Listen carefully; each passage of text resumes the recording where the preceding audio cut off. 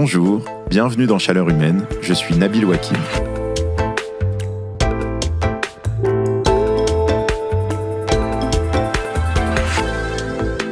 Je me rappelle très bien de ce matin, j'étais adolescent, où avec un copain, on avait mis nos réveils super tôt, et puis on avait marché pendant 1 heure pour arriver à une sorte de Graal incroyable. Un endroit qui faisait des petits déjeuners américains à volonté. All you can eat breakfast. Je suis resté dans ce buffet de longues heures pour profiter de cette offre folle et manger des tonnes d'œufs brouillés et de pancakes décongelés que maintenant je trouverais pas terribles. Tu payes une fois, puis tu manges tout ce que tu veux. Évidemment, maintenant, je suis un adulte responsable, je prétends que tout ça, ça me dégoûte, et je dirais à mes enfants avec aplomb que c'est surtout pas ce qu'il faut faire, qu'il vaut mieux manger moins, mais mieux, avec discernement, de manière responsable. Mais en fait, au fond de moi-même, il y a quand même une petite partie qui considère que l'idée du buffet à volonté, c'est quand même un peu une représentation du bonheur sur Terre. Consommer massivement, qu'il s'agisse de goûter au chocolat, de téléphone, de vêtements, c'est devenu une part importante de nos vies, un peu de qui nous sommes. Et on n'a pas forcément tous les mêmes fantasmes de consommation, mais on a quand même un point commun. On achète de plus en plus de trucs. Or, dans tous les scénarios de transition climatique, il y a un élément très clair qui apparaît. Il faut consommer moins d'énergie. Sinon, ça passe pas. Mais en fait, quand on y regarde de plus près, qu'est-ce que ça veut dire de consommer moins d'énergie ? En fait, ça veut dire qu'il faut consommer moins tout court. Sauf que c'est facile de dire que la consommation, c'est moche et c'est pas gentil. Mais en fait, on est tous embarqués dans des contradictions. Dans les enquêtes d'opinion, on voit bien que beaucoup de gens aspirent à consommer moins, à consommer mieux.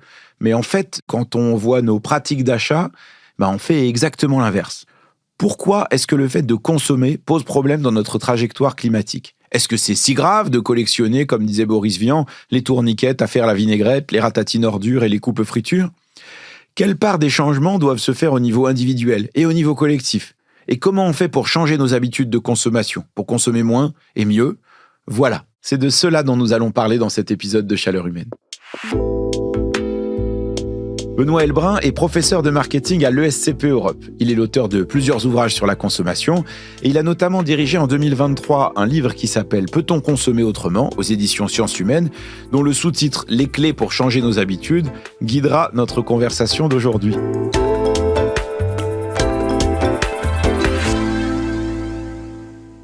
Bonjour Benoît Heilbrun. Bonjour Nabil. Alors Benoît Heilbrun, peut-être qu'on peut commencer par le début. C'est quoi le problème avec la consommation ? Alors d'abord, je pense qu'il faut peut-être se mettre d'accord sur ce qu'est exactement la consommation. Parce qu'en fait, pour beaucoup, consommer signifie acheter. Or en fait, la consommation renvoie à des pratiques. Donc l'échange, l'utilisation, la façon dont je vais me débarrasser des biens ou le fait de faire des choses. Par exemple, bricoler, c'est une activité de consommation. Donc moi, je défends une idée large de la consommation, dont l'achat, en fait, n'est qu'une séquence parmi d'autres. Et donc la consommation, en fait, ça fait partie des relations sociales. Donc quand on dit la consommation c'est pas bien et c'est moche, moi je ne suis pas d'accord avec cette assertion parce que je pense que des pratiques de consommation sont définitoires de l'être humain. Après la question c'est de savoir comment on en est arrivé à une situation dans laquelle la consommation est une finalité de l'existence. Et là évidemment on atteint les rives de ce qu'on appelle la surconsommation. Mais ça, peut-être qu'on peut expliquer ça, parce que vous expliquez bien la consommation, mais il y a ce qu'on appelle la surconsommation, l'hyperconsommation. Est-ce qu'en fait, c'est parce que on a changé nos pratiques de consommation au fur et à mesure ? Est-ce que c'est parce qu'on achète beaucoup plus de choses ? Je vais donner un chiffre. Au Moyen-Âge, un individu rencontrait dans toute son existence 200 objets, à peu près. Aujourd'hui, on en croise 20 000 par jour. On a trouvé dans des maisons américaines 300 000 objets. Aujourd'hui, 60% des garages aux États-Unis ne peuvent plus accueillir de voitures parce qu'il y a des cartons pleins de ce que les Américains appellent le stuff. C'est-à-dire la babiole qu'on a achetée, on ne sait pas très bien pourquoi. Peut-être que ça va servir un jour, on ne sait pas, donc je garde. Et tout ça, ça s'empile. Donc tous les marchés ont cru. Alors ce qui n'a pas que des conséquences négatives, parce que ça veut dire aussi que par exemple, tout ce système marketing a permis, par exemple à la grande distribution, de nourrir à peu près correctement l'ensemble de la population. Donc il faut aussi voir les vertus du système, pas toujours taper sur le système marchand. Il faut bien comprendre que la consommation est essentiellement dictée par la production. Et donc, c'est l'évolution du système de production à partir du 19e siècle qui permet d'expliquer le fait qu'aujourd'hui, on arrive à une situation de surconsommation. La révolution industrielle va permettre de fabriquer des choses en plus grande quantité, de les vendre moins cher, Donc on est dans la problématique de l'accès aux biens, et donc à ce qu'on va appeler peut-être plus tard la démocratisation de la consommation. Mais du coup, ça veut dire que on va inventer au 19e une technologie qui s'appelle le marketing, qui va avoir pour fonction de trouver des débouchés pour l'industrie américaine. En fait, tout le monde n'est pas concerné par la consommation de la même façon et les impacts de cette consommation ne sont pas forcément les mêmes. On en avait parlé dans ce podcast avec l'économiste Lucas Chancel qui expliquait bien que les 10% les plus fortunés, ils émettent 5 fois plus de gaz à effet de serre que les 50% les plus modestes. Et une des raisons pour lesquelles les plus aisés ont plus d'impact, c'est pas parce qu'ils sont pas gentils, c'est parce qu'en fait, ils consomment plus de choses, ils achètent plus de biens, ils payent pour plus de services, ils voyagent plus loin, etc. Il y a une clé de lecture intéressante, c'est la répartition du budget des ménages. Si on regarde les choses depuis la fin du 19e ou même les années 60, il y a un certain nombre de postes qui ont pris une importance considérable, donc notamment les loisirs. Aujourd'hui, c'est à peu près 15%, c'était peut-être 3% il y a 70 ans. Le logement, et donc effectivement le logement, ça devient une contrainte pour beaucoup.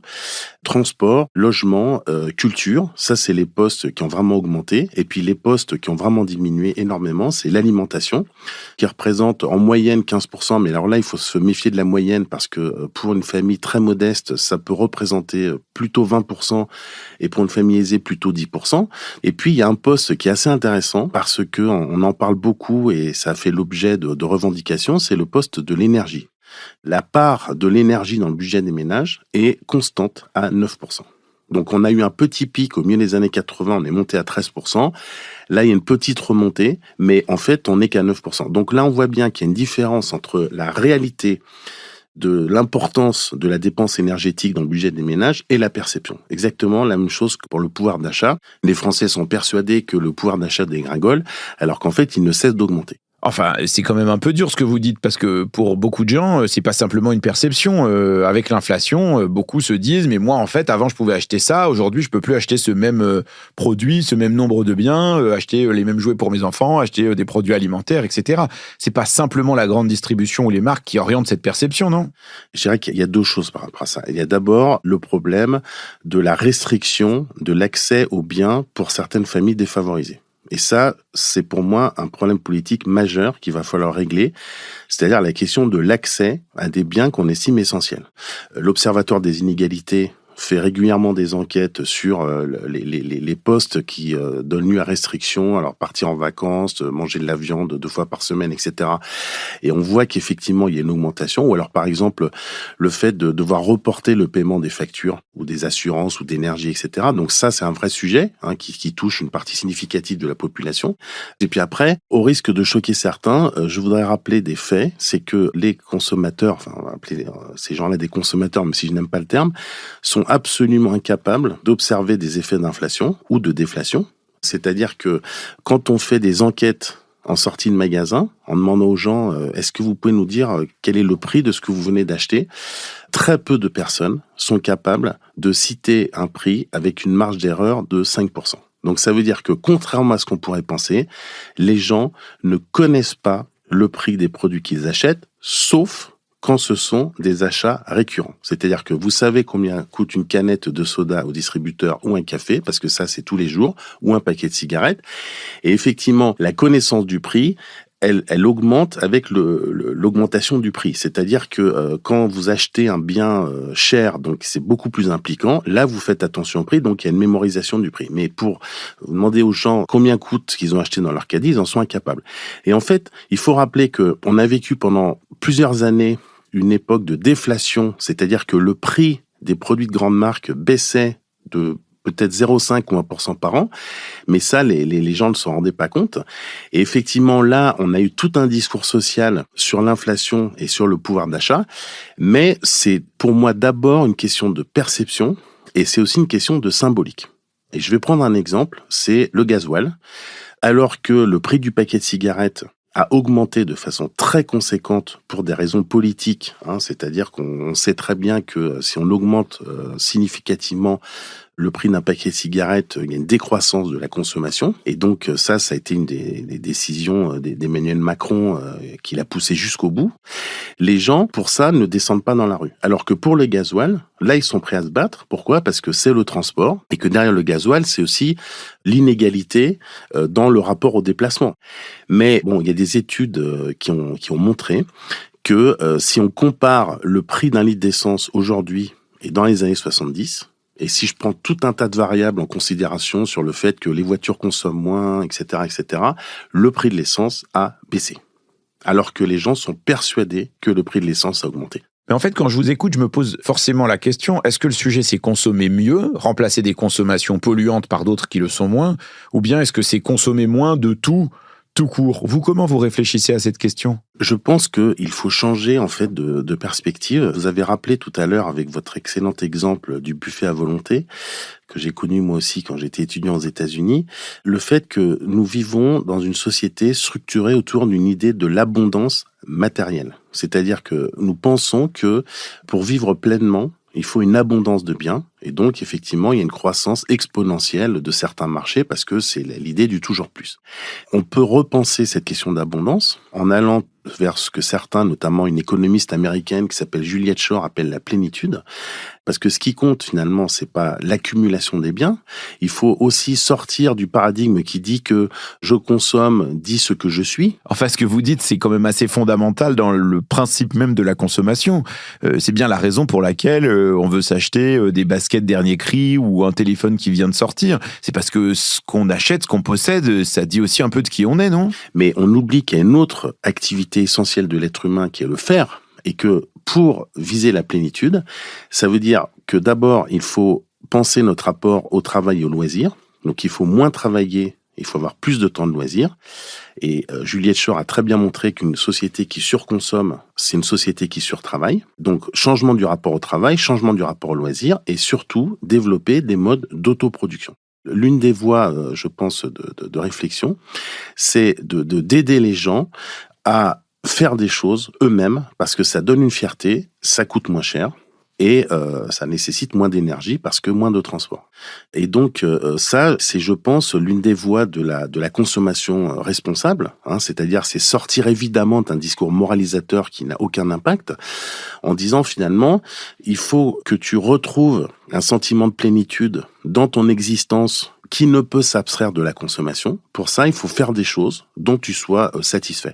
Et on sait très bien que quand on fabrique quelque chose, quand on bricole, eh bien, ça donne le même type de satisfaction que quand on pratique un instrument de musique, enfin de façon sérieuse, parce que il y a l'idée d'un apprentissage, d'un effort, mais qui donne lieu à une expérience extrêmement plaisante, ce qu'on a appelé le flow en psychologie. Donc, c'est des expériences optimales.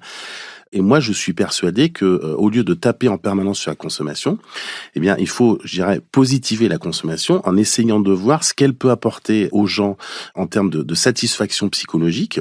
Je comprends dans ce que vous dites que vous en appelez en fait à une consommation qui est plus ralentie, qui est plus réfléchie aussi. Et ça, je crois qu'on pourrait être d'accord sur le principe. Mais après, pour que ça change d'une manière massive, il y a un moyen qui est plus radical, qui est la question des prix.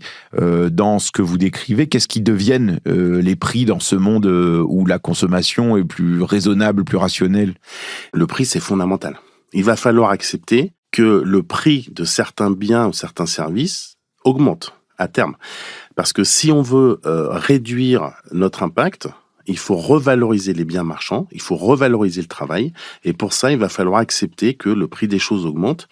C'est la seule solution pour consommer moins à terme.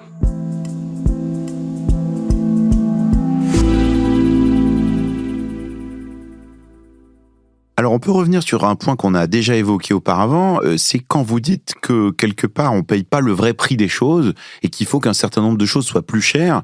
Pourquoi vous dites ça ? Il va falloir accepter de consommer moins et de consommer mieux. Et consommer moins et consommer mieux, ça veut dire que ce qui est important, c'est la qualité des choses. Donc d'abord, c'est leur utilité et c'est la qualité des choses. Et des choses de qualité, ça coûte plus cher à fabriquer. Donc il va falloir faire accepter en fait aux populations que pour consommer mieux et consommer moins, eh bien, il va falloir utiliser des choses qui coûtent plus cher. J'ai bien dit utiliser, pas acheter. Parce que ça veut dire aussi qu'on peut penser l'économie l'économie de la fonctionnalité. Et l'idée, par exemple, de recourir à un abonnement, de posséder des choses ensemble, de partager des choses. Donc se repose la question des biens publics par rapport aux biens privés. Et je pense que c'est cette répartition qui va nous permettre de faire une transition harmonieuse. Mais ce qui est difficile, c'est quand on s'est habitué à payer les choses de moins en moins cher, finalement, de payer son kilo de tomates à 1 euro ou de payer des vêtements pas chers du tout. Faire le chemin inverse, c'est très difficile pour un certain nombre de gens, et surtout celles et ceux qui ont le moins de moyens, les gens qui ont le moins de revenus. Bon, si on leur dit maintenant, en fait, il faut payer votre alimentation plus chère, vos vêtements plus chers, les produits manufacturés plus chers, l'énergie plus chère, bon, bah, ça va pas rendre tout ça très populaire. L'idée, c'est que il faut d'abord se préoccuper des gens qui sont fragiles.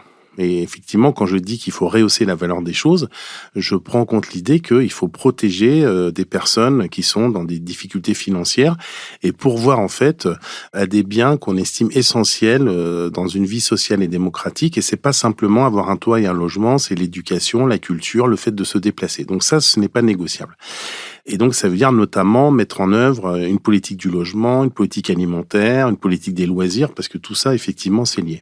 Mais une fois qu'on a dit ces choses, qu'on a identifié des personnes fragiles, et il y a des dispositifs qui permettent de les aider, il faut faire accepter aux gens qui sont capables de vivre de leurs revenus que d'acheter du low cost, en fait, ça détruit tout. Ça détruit la planète, mais ça détruit surtout la valeur du travail. Et donc, si on veut une société équitable, il faut repenser la valeur du travail, la répartition de la valeur économique dans tout ce qu'on appelle la valeur étendue du produit. Ça veut dire que il faut repenser la notion de prix juste, qui rémunère en fait correctement l'ensemble des acteurs de la filière. Et ça, c'est absolument fondamental. Et ça ne veut pas dire qu'il faut se priver, ça veut dire qu'il faut qu'on essaye d'aller ensemble vers des biens de qualité. Mais est-ce qu'il n'y a pas quelque chose de paradoxal quand même dans ce que vous dites ? Vous dites à la fois, il ne faut pas tout faire porter sur les individus, ce que je comprends tout à fait, mais en même temps, il faut que les individus se remettent à faire des choses soi-même, à la main, etc. Comment on concilie ça ? La question fondamentale, c'est comment collectivement nous allons fabriquer un imaginaire désirable de la sobriété. Parce que de toute façon, il n'y a pas le choix. Il faut aller vers la sobriété. Mais sauf que c'est pas avec des injonctions auprès des individus qu'on va y arriver. C'est en utilisant des outils de propagande. Il faut sortir justement d'un discours négatif, comme par exemple le dévendeur. Donc on est encore dans une posture négative pour aller vers quelque chose de positif. Et pour cela, il va falloir utiliser la publicité. Donc il va falloir. Est-ce qu'il y a des exemples de ça qui vous semblent des pistes intéressantes de gens qui ont essayé de développer des discours sur justement des modes de consommation ? C'est-à-dire que en fait les acteurs qui s'emparent de cette question, ce sont les entreprises. Et d'ailleurs, on attend énormément des entreprises, notamment en termes d'innovation, parce que c'est vrai que le progrès technologique va permettre aussi des formes de déconsommation. Donc ça veut dire qu'il faut bien comprendre que la consommation, c'est un enjeu politique et que cet enjeu politique, cet objet politique, il doit faire appel à des outils qui sont les outils du monde marchand. C'est-à-dire qu'il faut utiliser les armes de l'ennemi pour changer nos perceptions. Sauf qu'aucune entreprise aujourd'hui, vous disiez tout à l'heure, c'est une logique de production de masse et donc de consommation de masse. Oui. Aucune entreprise aujourd'hui va se dire, mon modèle, c'est qu'on consomme moins du produit ou du service que je vends. Moi je vais vous donner 2 exemples pour moi de rupture. C'est d'abord la garantie Darty, c'est-à-dire le fait que je vais garantir tous les appareils électroménagers chez vous et je vais venir les réparer. Et même si ça coûte plus cher à réparer que d'en acheter un nouveau, je vais le faire et ça va être gratuit pour vous, si vous payez votre abonnement. Et l'autre système très intéressant, c'est le système de location mis en place par Decathlon en Belgique, mais qui va sans doute se propager, qui consiste à dire aux individus il y a des paliers d'abonnement de 500 à 1000 euros, et en échange de ça, donc tu payes ça annuellement, tu vas pouvoir utiliser l'équivalent en produits magasin Decathlon. Il y a un champ à explorer pour les entreprises et pour l'État, c'est évidemment ce qu'on appelle l'économie de la fonctionnalité, c'est-à-dire qu'on va réfléchir à l'usage. Il y a un redéploiement du savoir-faire des entreprises qui vont pas simplement vendre des produits ou des services, mais des bouquets, et ce qui veut dire qu'elles doivent ces entreprises acquérir de nouvelles compétences parce que vendre un abonnement et vendre des produits, c'est pas du tout le même métier. Mais moi, je comprends bien l'intérêt objectif qui est à dire on partage ce qu'il y a plutôt que chacun possède exactement le moindre des objets à soi, chez soi. Sauf qu'en fait, dans la perception de beaucoup de gens, c'est aussi une forme de liberté. Avoir ma propre machine à laver pour faire ma lessive quand je veux, mon propre vélo plutôt que de devoir prendre le vélo de la ville, etc. Moi, c'est quand même considéré comme un acquis d'une meilleure vie, de meilleures conditions de vie. Et donc, c'est pas facile. Comment on fait pour convaincre les gens que cette économie de la fonctionnalité, elle peut avoir des avantages par rapport au fait de tout posséder chez soi? Le premier avantage de l'économie de la fonctionnalité, c'est qu'on va promouvoir des produits durables, donc qui sont solides.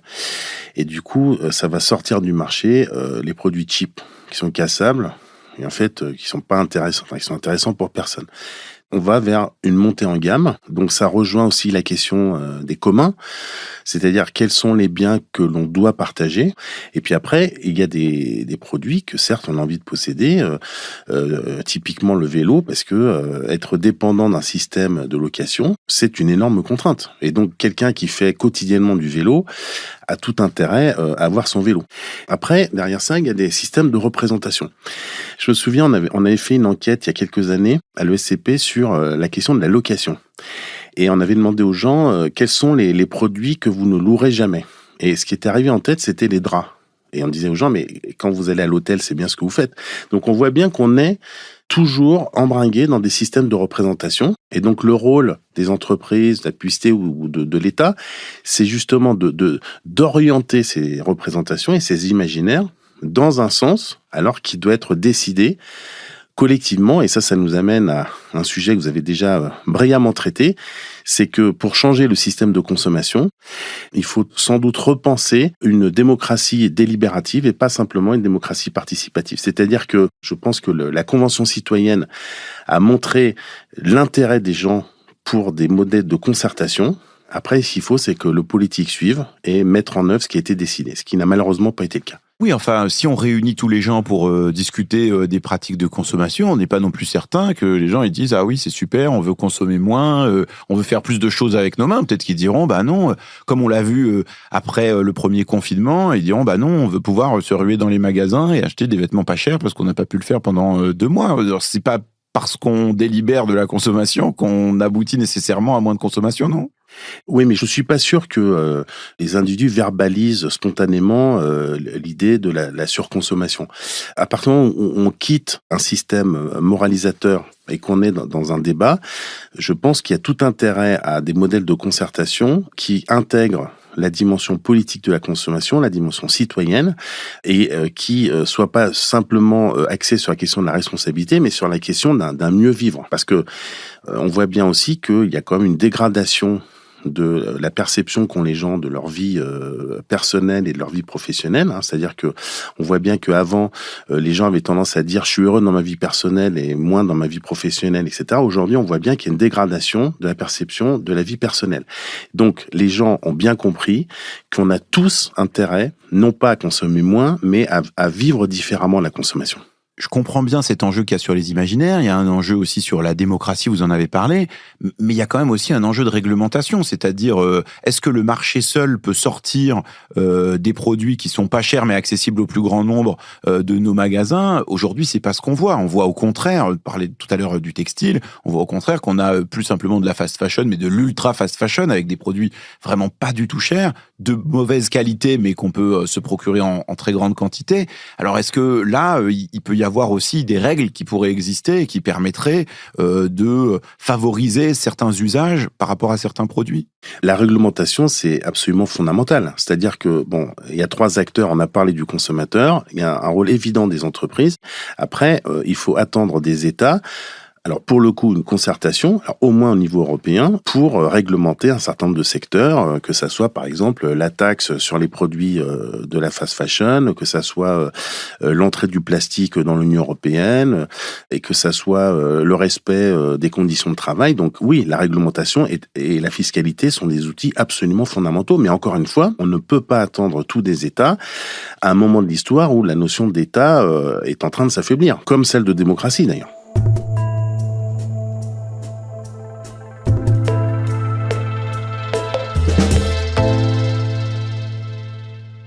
Alors Alors, il y a un sujet sur lequel vous revenez aussi dans vos travaux, qui est la question des rituels de consommation. L'idée qu'en fait, en tant qu'individu, on consomme toujours un peu de la même manière, on achète souvent les mêmes choses, on a souvent les mêmes pratiques.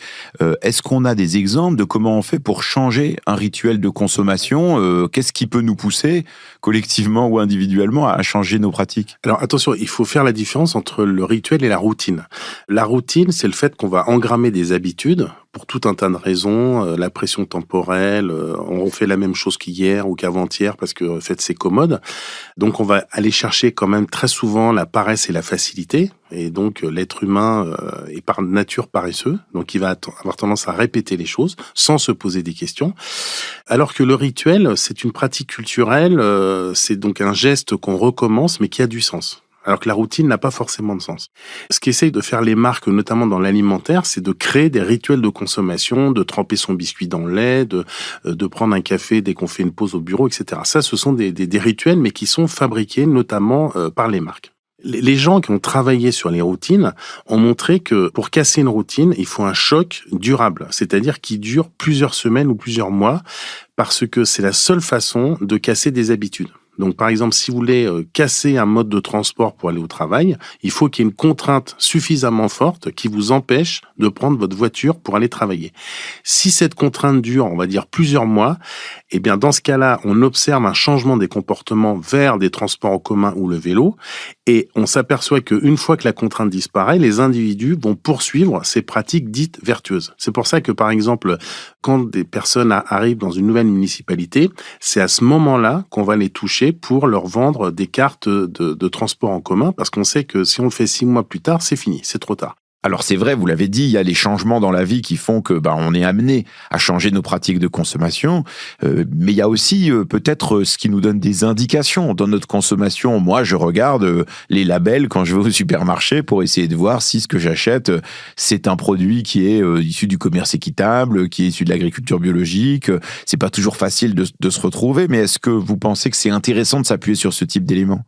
C'est à la base une technique marketing, mais qui a quand même des vertus. Le problème, c'est qu'en France, je pense qu'il y a au moins 400 labels alimentaires, donc les gens ne les connaissent pas. Ils connaissent peut-être 1 ou 2 labels, notamment agriculture biologique, sans savoir vraiment ce que ça recouvre. Cette profusion des labels, elle est aussi due au fait que des marques s'auto-labellisent, donc il n'y a pas de consensus et de définition claire finalement de ce que dénote ce label.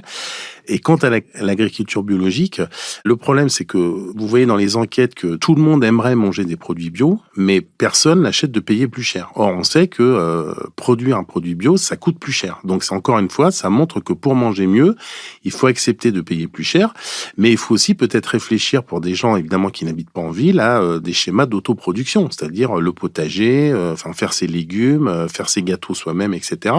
Ce qui est une manière aussi d'être plus actif dans sa consommation, parce que je pense que le problème, c'est qu'on voit très souvent le consommateur comme une victime et comme un être passif. Or, il y a un agir consommatoire, c'est-à-dire qu'on est capable de faire des choses. On peut même gagner de l'argent par la consommation, en produisant de l'électricité, en vendant des services, etc.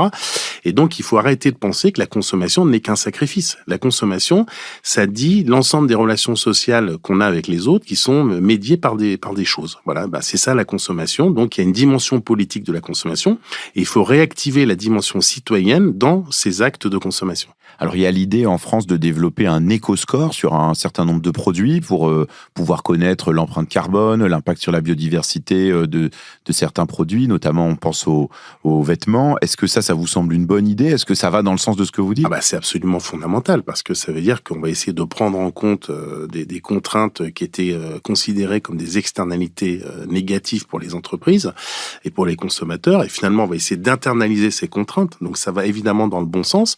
Et je pense qu'en parallèle de ça, il faut qu'il y ait un score qui nous dise des choses sur le respect du droit du travail, qui serait le symétrique de l'éco-score. Ça, je comprends bien qu'il faudrait peut-être avoir d'autres indicateurs et une plus grande transparence pour connaître la valeur réelle d'un produit. Mais est-ce que déjà le Nutri-Score, est-ce que ça oriente vraiment le choix des consommateurs vers une meilleure consommation ou est-ce que c'est juste un outil pour se donner bonne conscience? Alors effectivement, moi ce qui me frappe beaucoup dans le Nutri-Score, c'est comment les industriels essayent de le détricoter, notamment ceux qui vendent de la junk food en expliquant qu'il y a des problèmes de méthodologie, etc. Donc, il y a toujours des problèmes de méthodologie pour mesurer que ce soit l'inflation, le pouvoir d'achat d'achat, le Nutri-Score. Donc il faut une norme, un consensus pour se mettre d'accord sur le fait qu'on mesure quelque chose. Il y a des experts qui ont travaillé sur cet éco-score, qui ont pris en compte l'eau, l'énergie, le transport, etc. Et je pense que ça envoie un signal politique très clair qu'on va prendre en compte ces considérations dans une politique de la consommation.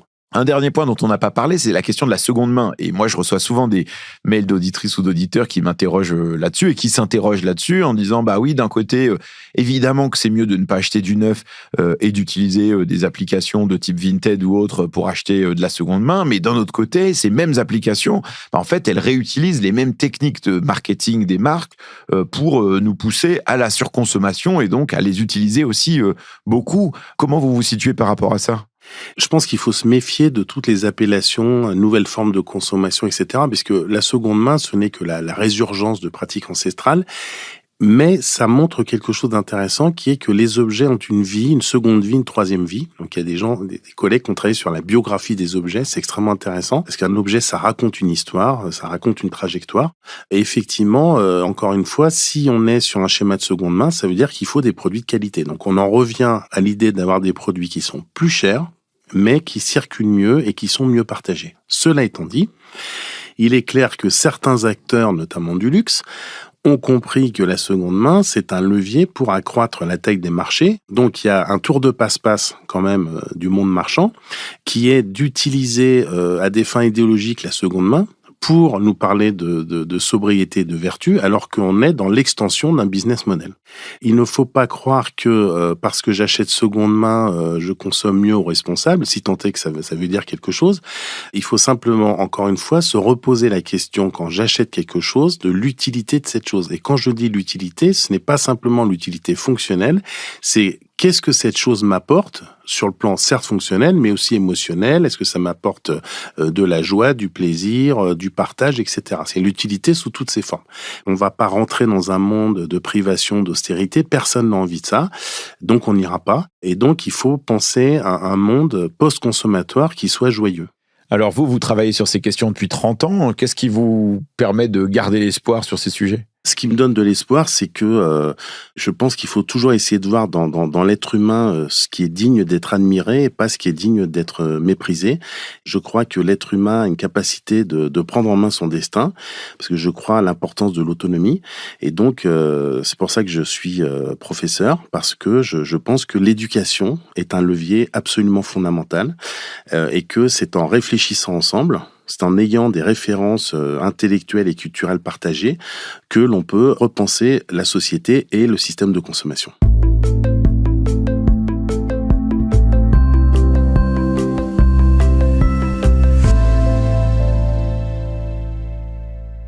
Alors, je ne veux pas vous laisser repartir vers votre Normandie sans vous demander comment vous vivez la transition à un niveau plus individuel. Est-ce que, en réfléchissant à ces questions-là, d'abord, vous avez changé vos pratiques de consommation? Est-ce que vous consommez différemment maintenant qu'il y a 10 ans ou 20 ans? Non, je dirais pas significativement parce que, j'ai toujours été... moi, je suis né sur un vélo, donc j'ai toujours privilégié le vélo par rapport à la voiture.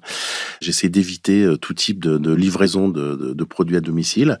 Et puis sinon, j'essaye, comme beaucoup, d'adopter un régime flexitarien, parce que, encore une fois, ça a aussi des bénéfices pour la santé, mais pas de rupture significative. Est-ce que vous auriez un conseil de lecture ou un film qui vous a particulièrement marqué, qui vous a aidé à mieux comprendre les sujets qu'on a évoqués ensemble ? J'en citerai deux. Un livre, moi, qui m'a marqué, parce que je suis très attaché à l'auteur, c'est le roman de Pérec, Les choses, donc 1963. D'ailleurs, je me suis toujours posé la question de savoir pourquoi il avait appelé ça les choses et pas les objets, parce que c'est justement sur la quête des objets de consommation. Et puis, pour rebondir par rapport à notre échange de tout à l'heure sur le fait de faire soi-même, un film qui, après réflexion, me marque plus que à l'époque où je l'ai vu, c'est-à-dire il y a 25 ans, ce qui est le Festin de Babette. C'est cette histoire d'une fille qui va hériter d'une somme colossale, donc dans un pays nordique, je crois que c'est le Danemark, et qui va consacrer en fait ce budget pour faire un repas d'exception et pour faire découvrir finalement la jouissance de la gastronomie à ses voisins et invités. Et je pense que c'est une célébration de l'autoproduction. Merci Benoît Heilbrun. Merci à vous.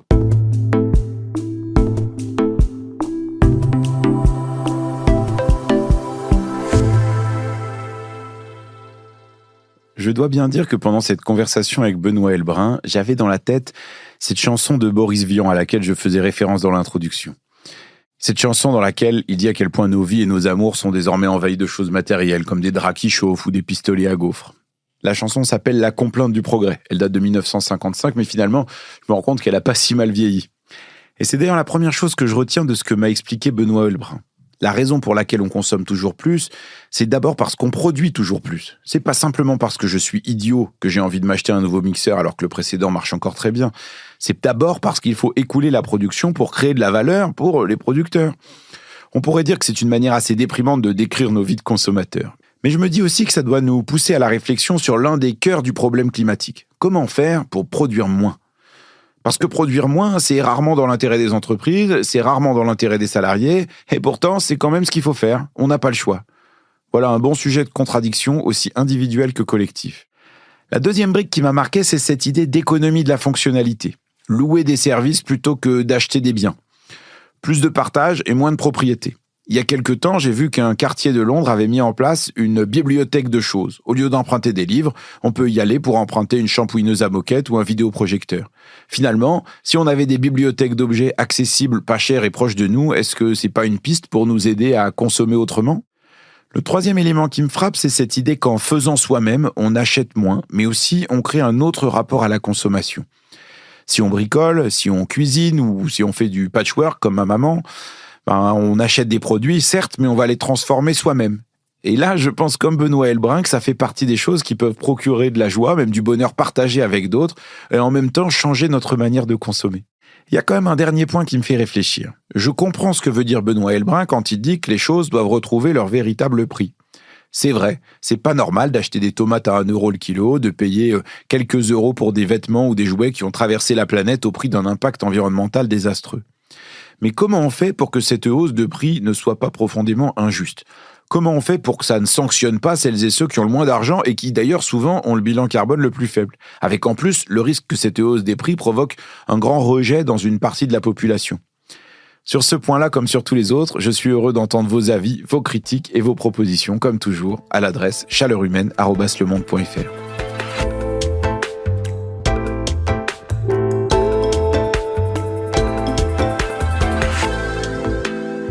C'était Chaleur Humaine, un podcast de la rédaction du Monde produit par Cécile Cazenave et réalisé par Amandine Robillard, qui a composé cette musique originale que vous entendez en ce moment même. J'espère que cet épisode aura contribué à votre réflexion sur nos pratiques individuelles et collectives de consommation et je serai très heureux de recevoir vos avis, critiques, suggestions et aubergines à l'ail à l'adresse chaleurhumaine@lemonde.fr. J'ai encore beaucoup de retard sur mes réponses aux messages, mais je lis tout et je finis toujours par répondre. Vous pouvez aussi d'ailleurs m'écrire par courrier ou m'envoyer des colis au journal Le Monde, 65 avenue Pierre Mendès France, 75 013 Paris. Chaleur Humaine, c'est aussi une infolettre hebdomadaire. Chaque semaine, je réponds à vos questions sur la transition climatique. Vous pouvez vous inscrire gratuitement dans la description du podcast. C'est gratuit et c'est tous les mardis. D'ailleurs, vous pouvez encore trouver dans les bonnes librairies le livre Chaleur Humaine, 18 réponses à la menace climatique. C'est édité par Le Seuil et Le Monde en même temps. Si vous aimez ce podcast, vous pouvez vous abonner sur votre application favorite. Vous pouvez le partager à vos amis qui adorent consommer ou bien qui ne veulent plus consommer ou bien ajouter des commentaires et des étoiles dans votre application. Merci pour votre écoute et bravo d'être resté jusque-là. Et puisque vous êtes encore là, j'en profite pour glisser à celles et ceux qui écoutent encore une petite recette libanaise de soupe de lentilles au citron. Chez moi, on appelle ça adas bhamod. Dans une cocotte, vous faites revenir 2 oignons émincés. Vous ajoutez 250 g de lentilles vertes. Là, vous laissez frire 1 minute. Puis vous ajoutez généreusement 2 litres d'eau, mais 2 bons litres. Vous laissez cuire 10-12 minutes. Vous ajoutez une pomme de terre découpée ou 2. 100 g de feuilles de blette ou de céleri, oui je sais, mais quand même, faites-le. Un peu de sel, un peu de poivre, et là vous laissez cuire encore 15 minutes, voire un peu plus longtemps, c'est pas grave si ça cuit 20-25 minutes de plus. Après, vous pouvez ajouter quelques gousses d'ail écrasées, 5-6, le jus d'un citron entier, un peu de coriandre, et là vous mixez tout. Une fois que c'est prêt, vous faites griller 1 ou 2 tranches de pain libanais, vous cassez en petits morceaux, et vous saupoudrez ça sur la soupe, et normalement c'est franchement pas mal. Voilà. Bon appétit, merci et à la semaine prochaine.